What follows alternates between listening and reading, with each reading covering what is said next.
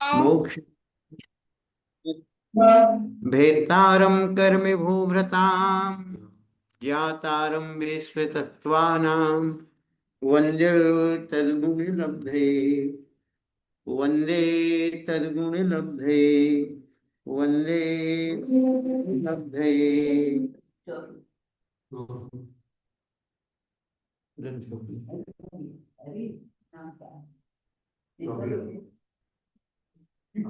आप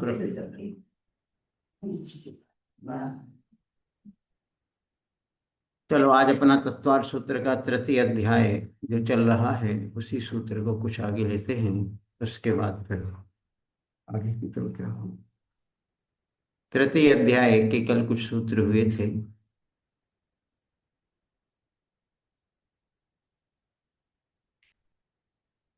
तृतीय अध्याय में मध्यलोक का वर्णन चल रहा है।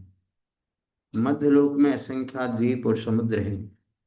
असंख्या द्वीप और समुद्र में एक जम्बूद्वीप नाम का द्वीप है। तो जम्बूद्वीप में भरत क्षेत्र आदि 6 क्षेत्र हैं, 7 क्षेत्र हैं।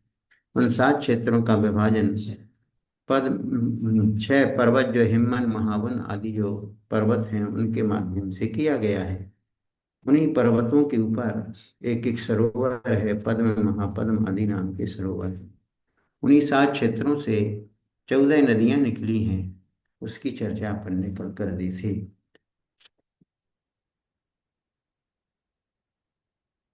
वो चर्चा होने के बाद भरत क्षेत्र का विस्तार भी बतला दिया था कि भरत क्षेत्र का विस्तार कैसा है। तो बतला दिया था 526 सही 6/19 योजन भरत क्षेत्र का विस्तार है।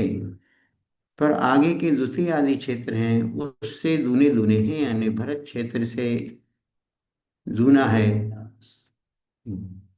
भरत क्षेत्र से दूना, भरत क्षेत्र का जो विस्तार है उससे दूना कौन सा क्षेत्र है? भरत हेमवत, फिर हरि का है, फिर विदेह का है, रम्यक का है, हिरण्यवत का है, आदि आदि क्षेत्र का विस्तार दूना दूना होता गया है। अब आगे विदेह क्षेत्र से आगे के पर्वत और क्षेत्र, क्योंकि जो दूना दूना विस्तार विदेह क्षेत्र तक रहना, फिर उसके बाद कम होगा और ऐरावत क्षेत्र में उतना ही हो जाएगा जितना भरत क्षेत्र का विस्तार है। सूत्र नंबर 26 लेते हैं। उत्तरा दक्षिण तुल्या, उत्तरा दक्षिण तुल्या। कहते उत्तरा अर्थात उत्तर के जो ऐरावत से लेकर के नील तक के जितने भी क्षेत्र पर्वत आदि हैं सरोवर, उनका विस्तार दक्षिण तुल्य यानी दक्षिण के क्षेत्र और पर्वत आदि के समान है। उत्तर और दक्षिण। तो इस प्रकार उत्तर के ऐरावत से लेकर के नील तक के जितने भी क्षेत्र हैं उनका विस्तार दक्षिण के क्षेत्रों के समान है। अब इन भरत और ऐरावत क्षेत्र में काल का परिवर्तन होता है। सिर्फ 7 क्षेत्रों में से सिर्फ 2 क्षेत्र ही ऐसे हैं, भरत ऐरावत क्षेत्र, वहां पर काल परिवर्तन होता है। बाकी के शेष क्षेत्रों में काल परिवर्तन नहीं होता। और विदेह क्षेत्र में सदैव चतुर्थ काल जैसा ही काल बना रहता है। सूत्र नंबर 27 पढ़ते हैं। भरतैरावत्योर, भरतैरावत्योर बत्योर, ऊपर रेफ भी है तो वत्योर बोलेंगे। भरतैरावत्योर वृद्धि ह्रासौ, वृद्धि ह्रासौ षट समयाभ्या, षट समयाभ्या मुत्सर्पिण्य, मुत्सर्पिण्य वसर्पिणीभ्याम वसर्पणेभ्याम भरतैरावत्योर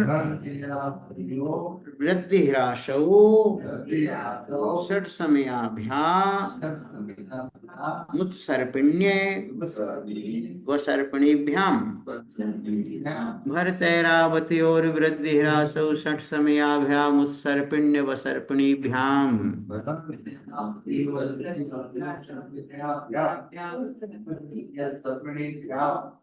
बतला रहे हैं भरत ऐरावतियों ने भरत क्षेत्र और ऐरावत क्षेत्र में वृद्धि ह्रास कहते वृद्धि भी होती है और ह्रास भी होता है। कैसे होता है? षट समयाभ्याम अर्थात 6 कालों से युक्त, समय का अर्थ काल, 6 काल से युक्त। उत्सर्पणी अवसर्पणीभ्याम कहते उत्सर्पणी के भी 6 काल होते हैं और अवसर्पणी के भी 6 काल होते हैं। कहाँ पर? भरत ऐरावत क्षेत्र में उत्सर्पणी के 6 कालों के द्वारा, उत्सर्पणी के 6 कालों में तो वृद्धि होती है और अवसर्पणी के 6 कालों में ह्रास होता है, हानि होती रहती है। तो वृद्धि हानि जीवों की आयु की वृद्धि होना, ऊंचाई की वृद्धि होना, भोगोपभोग की सामग्री की वृद्धि होना और इंद्रिय सुख की वृद्धि होना, इन चीजों से जो वृद्धि होती है कहाँ पर? उत्सर्पणी काल में। और अवसर्पणी काल में ह्रास होता है, अर्थात जीवों की आयु कम होती जाएगी। जैसे अवसर्पणी काल इस समय चल रहा है, उसमें भी हुंडा अवसर्पणी काल चल रहा है।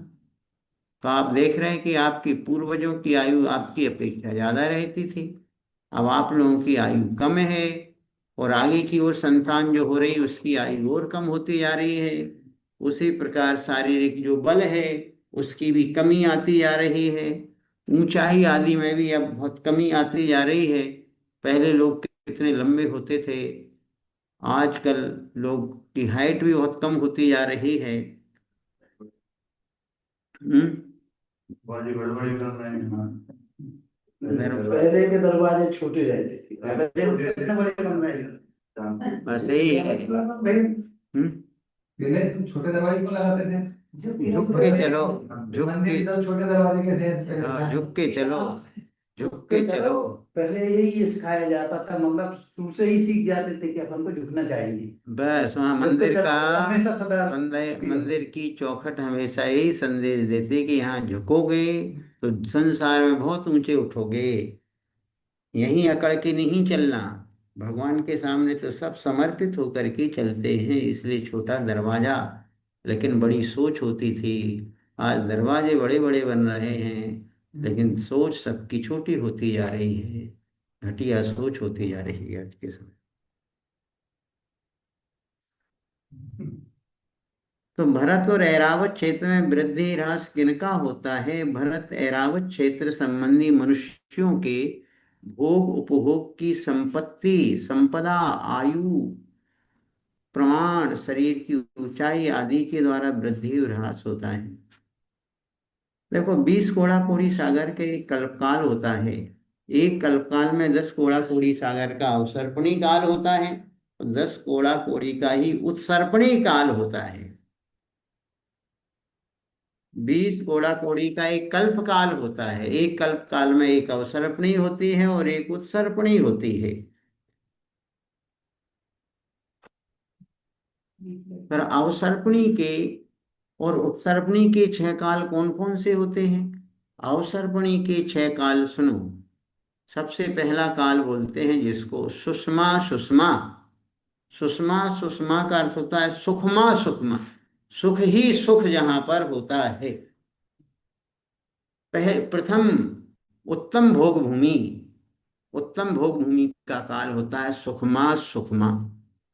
वहां पर ये लेना कि संसार संबंधी जितने सुख हैं उन सुखों की बहुत वृद्धि होती है।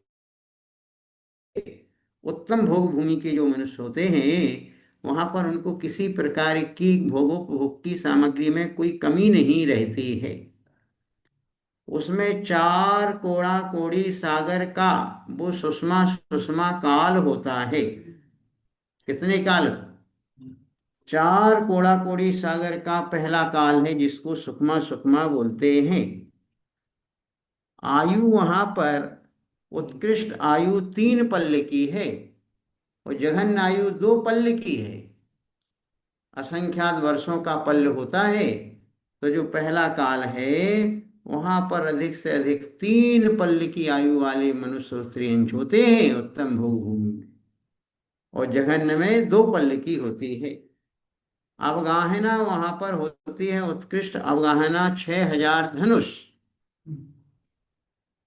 6000 धनुष, एक धनुष 4 हाथ का एक धनुष है, मतलब 24,000।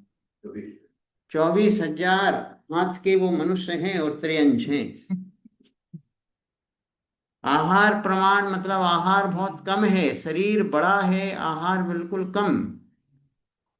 बेर के बराबर सबसे उत्तम है, बेर बराबर, मध्यम में बहेड़ा बराबर, और जघन्य भोग भूमि में आंवले के बराबर।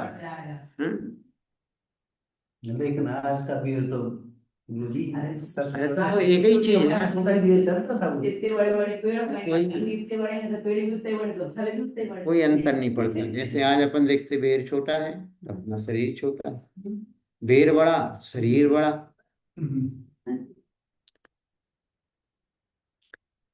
आहार का अंतराल मतलब 3 दिन लगातार में कोई आहार नहीं करता। उत्तम भोग भूमि में तेला चलती रहती है सबकी। वो तेला नहीं है, लेकिन तेला कहा जा रहा है क्योंकि उनके शरीर के लिए ऐसी व्यवस्था है कि 3 दिन के पहले उनको भोजन करने की इच्छा ही नहीं होती। समझ रही हो निधि बहन? सामग्री इतनी अधिक है, शरीर इतना बड़ा है, कल्प वृक्षों से सारी सामग्री मिल रही है, लेकिन खाने की इच्छा बिल्कुल अल्प है। जिनके यहाँ बहुत सामग्री होती है उनके यहाँ भूख नहीं लगती, जिनके यहाँ कुछ नहीं रहता है खाने के लिए उनके लिए बहुत भूख लगती है।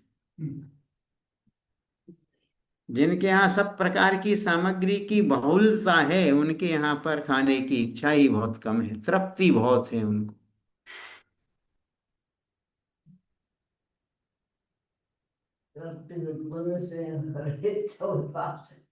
शरीर का वर्ण स्वर्ण की तरह रहता है अथवा सूर्य की तरह रहता है। उत्तम भोग भूमि की व्यवस्था ये हुई। अब जो दूसरा काल है जिसको सुषमा काल बोलते हैं, इसमें मध्यम भोग भूमि रहती है। 3 कोड़ा कोड़ी सागर का एक काल होता है। पहला काल 4 कोड़ा कोड़ी का, दूसरा काल है 3 कोड़ा कोड़ी का। उत्कृष्ट आयु 2 पल्ल की रहती है, जघन्य आयु 1 पल्ल की रहती है।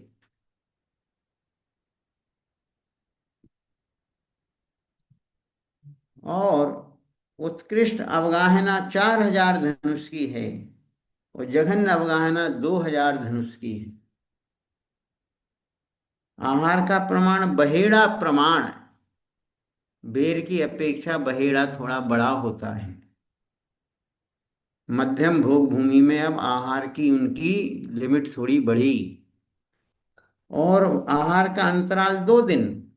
वो 3 दिन के बाद भोजन करते थे, ये 2 दिन के बाद भोजन ग्रहण करते हैं मध्यम भोग भूमि वाले, मतलब इनकी बेला चलने लगती है। और बेला होना नहीं, बेले बड़ी आती होगी भैया। बियर भी बेला बड़ी आती होगी। हाँ, तो शरीर बड़ा था, वही वही तो चर्चा हुई। मैं अभी की बात कर रहा हूँ कि बहेड़े छोटे होते हैं और बेल बड़े होते हैं। बे एक अलग चीज व्यवस्था है।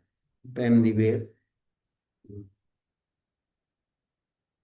शंकर जाति के हैं, उठली जरा सी है उसमें, कुछ स्वाद वाद नहीं रहता, पता नहीं क्यों अपन नहीं खाते। बड़े बड़े बने तो खाते ही नहीं बेल, बहुत देखे हैं खाते। अरे इतने बड़े बड़े सेब बहुत के बड़े बराबर। हाँ वही बोल रहा हूँ, बड़े बड़े बेल आलू पके में कीड़ा पड़ जाती है। ले जाते घर वाले तो खाते हैं, हम नहीं खाते। धनुष का आगे आने में धार में तो बेल बड़ी होगी फिर पहले। और सब कुछ बड़ा था और क्या। हाँ। अब तीसरा काल है सुषमा दुष्मा काल। दो कोड़ा कोड़ी सागर का होता है ये काल, तीसरा काल।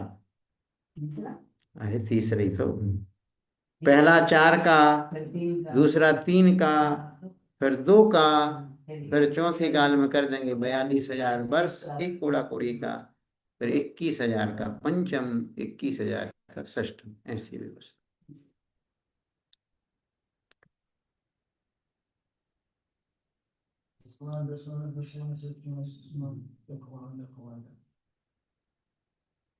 इस प्रकार फिर चौथा काल होता है दुष्मा सुषमा काल। यहीं पर तीर्थंकर जन्म लेते हैं, यहीं से कर्म भूमि का प्रारंभ होता है। भरत ऐरावत क्षेत्र में कर्म भूमि प्रारंभ हो जाती है। 42,000 वर्ष कम एक कोड़ा कोड़ी सागर का एक काल होता है। उत्कृष्ट आयु एक पूर्व कोटि की होती है और जघन्य आयु 120 वर्ष की होती है चौथे काल। शरीर की जो अवगाहना है 500 धने उत्कृष्ट अवगाहना है और जघन्य अवगाहना 7 हाथ। ये दूसरी दुश्मन आ रहा है, ये चल रहा है सुबह दुश्मन है। अपना है दुखमा पंचम काल। इसके बाद आ जाएगा दुखमा दुखमा। थोड़ा इस पर यदि व्यक्ति पढ़ता है और श्रद्धान करता है और यदि आपको थोड़ा बहुत दुख मिलता है तो उसमें ज्यादा दुखी होने की जरूरत नहीं है, क्योंकि काल ही ऐसा है। और जिनको खूब सुख सुविधाएं मिल गई वो अपने आप को ज्यादा सुखी मत मानना, क्योंकि वो आपकी अधिक सुख सुविधाएं भी देवोपनीत या कल्प वृक्षों की सुख सुविधाओं के सामने तो कुछ भी नहीं, नगण्य है।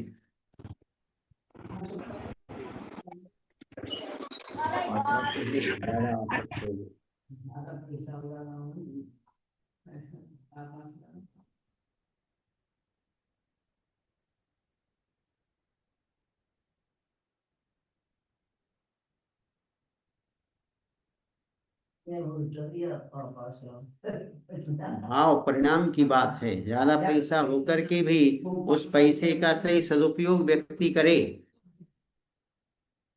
पैसा होते हुए भी यदि उसका सही सदुपयोग कर रहा है, उस पैसे का दुरुपयोग नहीं कर रहा है, विषय भोगों में खर्च नहीं कर रहा है, तो पाप आश्रव नहीं पुण्याश्रव हो रहा है। ऐसे ऐसे लोग हैं जिनके पास खूब पैसा रहा लेकिन उन्होंने अपना सामान्य जीवन तो सामान्य तरीके से निकाला। अपने पैसे को बचा बचा कर उन्होंने खूब दान किए। अपने बुंदेलखंड क्षेत्र पहले सबसे गरीब क्षेत्र माना जाता था। आज तो संपन्नता खूब बढ़ गई है, लेकिन सबसे ज्यादा तीर्थ क्षेत्र भी मिलते हैं तो बुंदेलखंड में ही मिलते हैं। मोटा पहनते थे लोग, मोटा खाते थे, लेकिन अच्छे मोटे मोटे मंदिर बनाते थे। इससे ज्यादा चौड़ी है दीवार मंदिर की, इससे भी ज्यादा चौड़ी। 4-4 फीट 5-5 फीट इतना चौड़ी ऊंचा है। दीवारें रहती थी। 200 साल से पुराना होगा, लेकिन उसमें कुछ नहीं है। और यदि बुंदेलखंड में जाओ, छोटे छोटे गांव में भी अभी जाकर के यात्राएं करो तो बहुत बड़े बड़े विशाल मंदिर। आप ललितपुर के आसपास के छोटे छोटे गांव जहाँ पर बड़ी बड़ी विशाल शिखरें बनी हुई हैं। शिखर सबसे अच्छे मंदिर सुरई, सुरई सुरई यहाँ बनी है हमारे यहाँ। चाहे यहाँ पर आपका शिमला सा देख लो, चाहे आपका मालथोन देखो, चाहे आपके ललितपुर के आसपास खजुरिया अजुरिया सिलगन निलगन लागोन। ये बिना के पास भी तीर्थ है, बिना के पास भी अपन यहाँ तीर्थ स्थल है कौन सा गाँव? भोरा सा, नहीं वो ऐसा तो गया है। तो दरवाजे आज भी बालाबेट, लगे हैं, पत्थर के लगे हैं। बालाबेट बारह में। पार्श्वनाथ भगवान का। तो कुल मिलाकर हमारा ये कहना है कि बुंदेलखंड के लोग बड़ी सादगी में जीवन जीते थे, लेकिन वो अपने पैसे का पूरा पूरा सदुपयोग करते थे और उन्होंने बहुत सारे तीर्थों का निर्माण कर दिया। बूंद बूंद से घड़ा भर जाता है। तो ये अभी यहाँ पर हो रहा था कि जिसके पास खूब पैसा है तो पाप का आश्रय भी होता रहता है क्या? नहीं, जिसके पास खूब पैसा होते हुए भी यदि पैसे का सही सदुपयोग कर रहा है तो उसके लिए पुण्य का आश्रय है। जिसके पास कम पैसा है या पैसा ही नहीं है, वो यदि हाय तृष्णा करता है और पैसे के लिए ही रोता रहता है तो पाप का आश्रय निरंतर कर रहा है। रहता है, नहीं रहता है। जिनके पास पैसा भी ज्यादा नहीं है लेकिन समता रखते हैं कि भाई ठीक है, तन से भी धर्म किया जाता है, मन से भी किया जाता है, धर्म से भी, धन से भी किया जाता है। जिनके पास धन नहीं होता है वो तन से सहयोग करते हैं, मन से सहयोग करते हैं। जिनका मान लीजिए तन भी साथ नहीं दे पा रहा है तो भाई मन सबके पास है। इसलिए तीनों चीजें, एक तन भी, मन भी और धन भी। जिसके पास तीनों होते हुए किसी भी प्रकार से जो धार्मिक अनुष्ठानों में सहयोग नहीं करते हैं तो उनका तन भी बेकार जाता है, उनका मन भी बेकार है, पापों में लगा रहता है, और उनका धन भी हमेशा दूसरे ही खाते रहते हैं। इसलिए तन मन धन तीनों का सदुपयोग करने वाला ही पुण्यात्मा जीव कहलाता है, धर्मात्मा जीव कहलाता है। तो इस प्रकार, हाँ भूवी कुछ बोलने वाली हैं, आप बोलो क्या करने वाली हैं?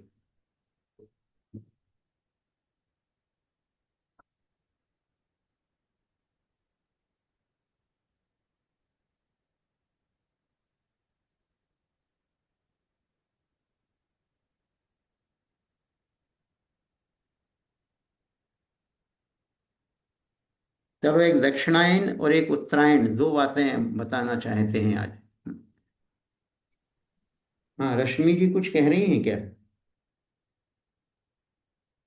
नहीं भैया जी, मतलब भैया जी आज हमने लेट ज्वाइन किया है, थोड़ा देर हो गई। पूछना, तो देखिए अभी दक्षिणायन से सूर्य उत्तरायण की ओर आया है। सूर्य का जो चाल चलती रहती है, दक्षिणायन में कोई धार्मिक अनुष्ठान विशेष नहीं होते हैं, पंचकल्याणक आदि के अनुष्ठान धार्मिक नहीं होते हैं। जब सूर्य मकर संक्रांति से उत्तरायण की ओर बढ़ जाता है, कल मकर संक्रांति रही, तो उससे जो भरत चक्रवर्ती जो होता है, अपना कौन सा उनका महल होता है? भरत चक्रवर्ती 84 मंजिल का 84 खंड का जो नंद, वो महावीर भगवान का था।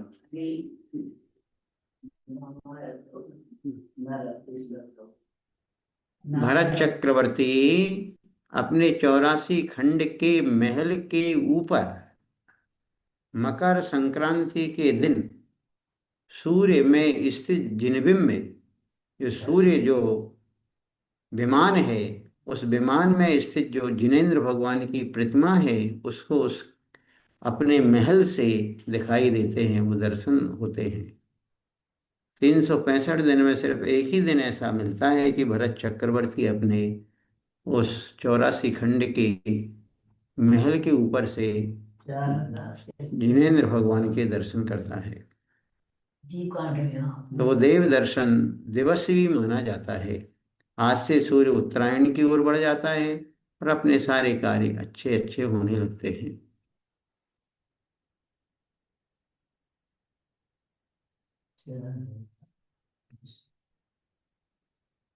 तो पूज्य गुरुवर सरल सागर जी महाराज बीना में श्रद्धाम में कल ही मकर संक्रांति के दिन उनका पदार्पण हुआ। कल ही पदार्पण हो गया है, श्रद्धाम में विराजमान है और कल से अपने कार्यक्रम यहाँ पर प्रारंभ हो रहे हैं। कल कुछ सांस्कृतिक कार्यक्रमों से शुरुआत हो रही है, बाकी मुख्य कार्यक्रम परसों आदिनाथ निर्वाण महोत्सव के अवसर पर। आप लोग भी जहाँ जहाँ भी रहें, आदिनाथ निर्वाण महोत्सव के अवसर पर सुबह ब्रह्म मुहूर्त में भक्तामर स्तोत्र पढ़ करके आदिनाथ भगवान को स्मरण करना। जो पूरा भक्तामर स्तोत्र नहीं पढ़ सकते हैं तो कम से कम सुबह उठते ही तुभ्यम नमः श्री भुवनार्ति हराय नाथ, तुभ्यं नमः क्षितितलामल भूषणाय, तुभ्यं नमः श्री जगतः परमेश्वराय, तुभ्यं नमो जिन भवोदधि शोषणाय। एक काव्य से सुबह सुप्रभात करना, फिर सिद्ध भक्ति बोलना, क्योंकि तीर्थंकरों की निर्वाण कल्याणक के अवसर पर अपन को सिद्ध भक्ति जरूर बोलना चाहिए। पर मंदिर जी में जाकर के अभिषेक जो महिलाएं और बच्ची हैं अभिषेक देखेंगी, शांति धारा देखेंगी। जो पुरुष वर्ग हैं वो अभिषेक शांति धारा करें, निर्वाण लाडू चढ़ाएं, आदिनाथ भगवान की पूजन करें अथवा आदिनाथ भगवान का विधान करें। इस प्रकार अपन को आदिनाथ भगवान का निर्वाण कल्याणक मनाना चाहिए।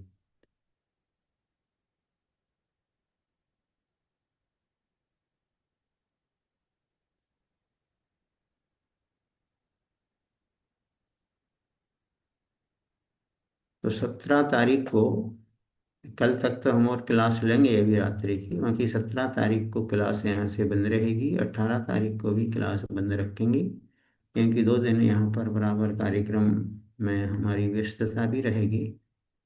तो बल्कि 18 तारीख की रात्रि का हम ले लेंगे, 17 तारीख को ही बंद रखेंगे। 17 तारीख को बंद रहेगी, 18 तारीख की रात में ले लेंगे, क्योंकि शाम तक पूरा समापन हो जाएगा। तो यहाँ तो बीना में सारी जिनालयों की जो पाठशालाएं हैं वो सब अच्छे अच्छे कार्यक्रम प्रस्तुत करती हैं। महावीर चौक पाठशाला ने कुछ की है तैयारी की नहीं, दर्शिका? वंदना भैया जी। हम्म, भैया जी दीदी लोग सब बाहर जा रही हैं।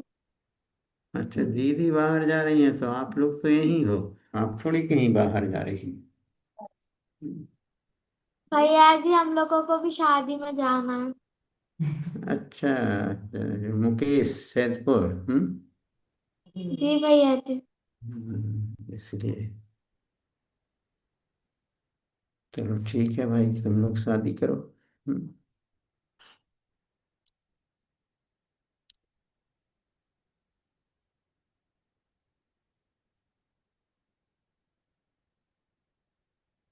चलो सोनम जी ललितपुर। बनना भैया जी। आपके लिए तो ललितपुर से बीना बिल्कुल करीब है। जी भैया जी। हाँ, प्रोग्राम बना आने का कि नहीं? हाँ भैया जी अभी तो नहीं बना। हाँ। 17 तारीख को क्योंकि घर में मतलब शादी है तो लगन है, तो बहुत देर हो जाएगी। तो 18 का अगर बना तो 18 को कोशिश कर लेंगे, छुट्टी भी रहेगी। 18 को छुट्टी सही है, 18 को। बनना भैया जी। भैया जी वंदना। हम्म। भैया जी हाँ, भोपाल आपने से भी, द्रव्य संग्रह कई भोपाल बार से भी भोपाल से कोई ज्यादा दूरी नहीं है बीना की, 2 ही घंटे का रास्ता है। हाँ भैया जी प्रयास करेंगे। बाकी हम्म हमें थोड़ा पूछना था आपसे कि हम्म द्रव्य संग्रह आपने पढ़ाया तो कई बार है, हमारा शुरू का 35 से काव्य तक का, 30 काव्य तक का बल्कि गाथाएं, अच्छा 30 उसका गाथाएं। है, लेकिन 30 के, हाँ 30 के आगे का हम बहुत प्रयास कर रहे हैं लेकिन हमें नहीं समझ में आ रही, बहुत हम्म, टफ लग रही है वो। ऐसा लग रहा है जैसे कभी पढ़ी नहीं है हमने। 30 कोई तक की तो दिक्कत हमें नहीं। बराबर समझ में आ रही, हम्म, सात हम्म, तत्व और उसका अस्थिकाय वगैरह का, लेकिन उसके हम्म। आगे बहुत मुश्किल लग रहा है। अरे मुश्किल तो के लिए अगर कोई आप, जानने की जरूरत नहीं है, हम करा देंगे। अपने रहते हुए कौन हाँ सी वही चीज हम मुश्किल है? बहुत प्रयास कर रहे हैं कि खुद से आ जाए लेकिन वो हो नहीं पा रहा है। चलो गाथाएं भी कराएंगे। याद नहीं हो पा रही है, कठिन लग रही है। हम्म, चलो करा देंगे, उसको भी कराएंगे, ठीक है। भले ही एक एक दो दो गाथाएं, आप जब भी समय समझो कि यहाँ अनुकूलता है तो आप एक हम्म, एक दो दो गाथा भी, मतलब ऐसा थोड़ा सा। चलो लेते जाएंगे, ठीक है। 20 तारीख के बाद आपको तत्वार जी सूत्र के भैया। साथ द्रव्य संग्रह की भी गाथाएं लेते जाएंगे। जिन लोगों का एग्जाम में द्रव्य संग्रह है उन लोगों को लिए भी सुविधा हो जाएगी। जी भैया जी। चलो वंदना ठीक। भैया जी। 18 वर्षीय कोर्स वाली। हाँ, 12 वर्षीय कोर्स के अंतर्गत ये तीसरे वर्ष में है द्रव्य संग्रह शायद। जी भैया जी, तीसरे वर्ष में हम्म, है। तीसरे वर्ष में, ठीक है। शुरू की गाथा है तो 25 तक गाथा है तो पूरी अच्छे से याद है, और उनका अर्थ हम्म भी लगभग समझ में आ रहा है। उसके आगे नहीं आ रहा है, बिल्कुल नहीं आ रहा हमें। चलो ठीक है, आ जाएगा आ जाएगा। वंदना भैया जी। हम्म। तो अभी यही बतला रहे थे कि भर भरत और ऐरावत क्षेत्र में काल का परिवर्तन 6 प्रकार से होता है, और वो अवसर्पणी के 6 काल कहलाते हैं और उत्सर्पणी के 6 काल कहलाते हैं। इस प्रकार एक काल परिवर्तन वहां पर चलता रहता है।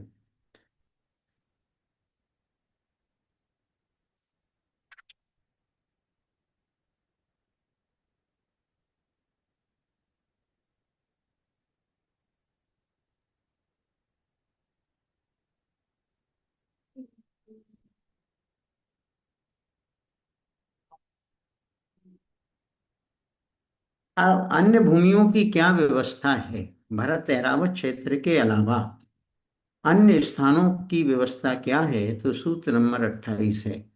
ताभ्याम अपरा भूमियो वस्थितः, ताभ्याम अपरा भूमियो वस्थितः, ताभ्याम, ताभ्याम से मतलब उन दोनों से, भरत क्षेत्र और ऐरावत क्षेत्र के अलावा अपरा अर्थात जो अन्य जो भूमियां हैं, अवस्थिता अर्थात वो अवस्थित हैं, अर्थात घटती बढ़ती नहीं है, अर्थात वहां पर एक सा समय चलता रहता है। 5 भरत और 5 ऐरावत क्षेत्रों में 6 कालों का परिवर्तन होता है, क्योंकि ढाई द्वीप में 5 भरत हैं और 5 ही ऐरावत क्षेत्र हैं। शेष क्षेत्रों में काल का परिवर्तन नहीं होता है, क्योंकि हेमवत और हिरण्यवत क्षेत्र में जघन्य भोग भूमि हमेशा रहती है, शाश्वत भोग भूमि है यहाँ पर। और हरि और रम्य क्षेत्र में मध्यम भोग भूमि हमेशा रहती है। विदेह क्षेत्र के देवकुरु उत्तर कुरु में उत्तम भोग भूमि हमेशा रहती है। शेष विदेह क्षेत्र में हमेशा चतुर्थ काल सदा चलता रहता है। देवकुरु और उत्तर कुरु के अलावा जो शेष विदेह क्षेत्र है वहां पर हमेशा चतुर्थ काल बना रहता है, क्योंकि देवकुरु और उत्तर कुरु जो विदेह क्षेत्र का जो स्थान है वो भोग भूमि का स्थान है।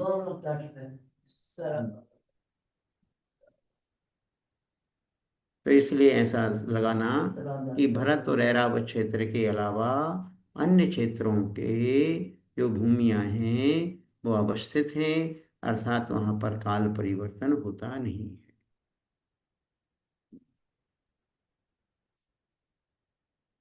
अब आगे 29 नंबर का सूत्र चलता है, उसमें हेमवत आदि क्षेत्रों की आयु के बारे में बताया जा रहा है।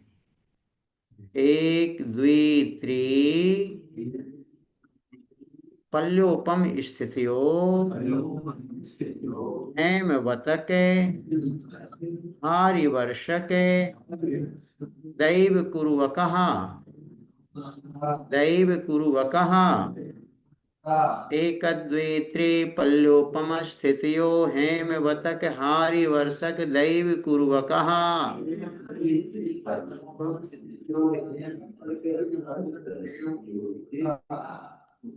कहते हैं 1 पल, 2 पल, 3 पल्योपम स्थितियां यानी स्थिति होती है, आयु होती है।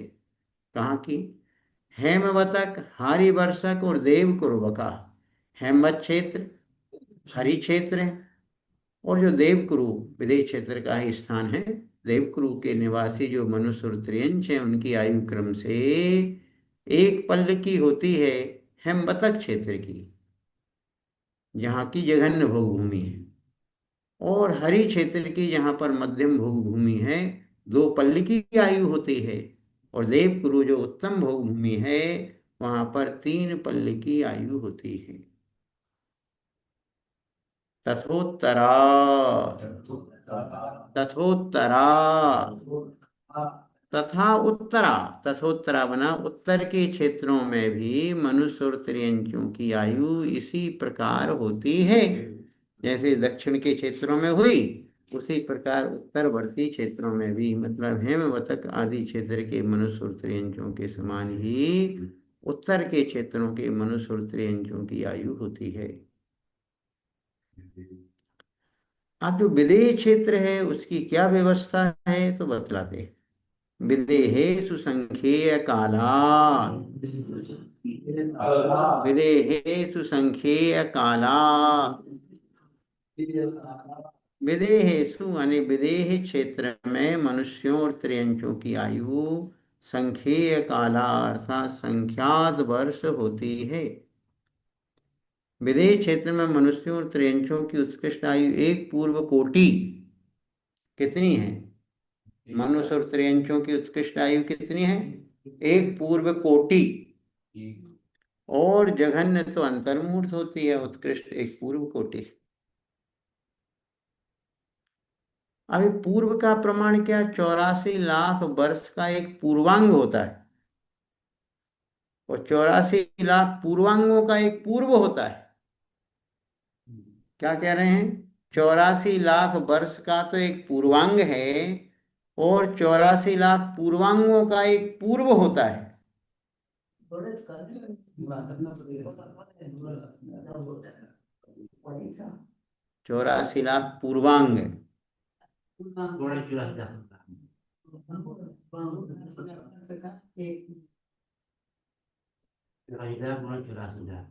हम्म।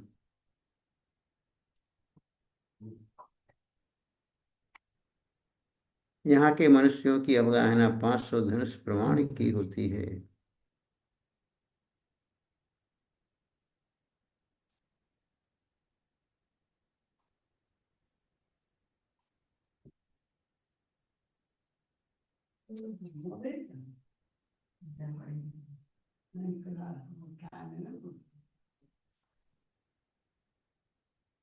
देखिए, विदेह क्षेत्र में अधिक से अधिक 160 तीर्थंकर हो सकते हैं।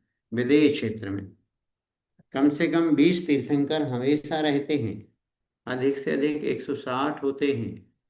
और पूरे ढाई द्वीप में अधिक से अधिक 170 तीर्थंकर।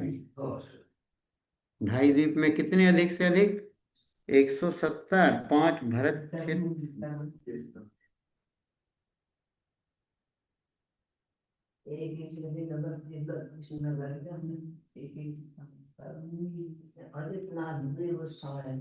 पांच भरत क्षेत्र के, 5 ऐरावत क्षेत्र के और 160 विदेह क्षेत्र के, ऐसे टोटल 170 तीर्थंकर अधिक से अधिक एक साथ हो सकते हैं।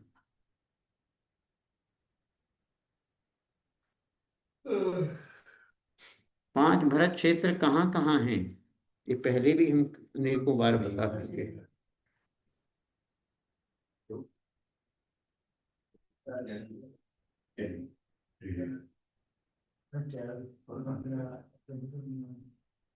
जम्मू द्वीप में एक भरत क्षेत्र है।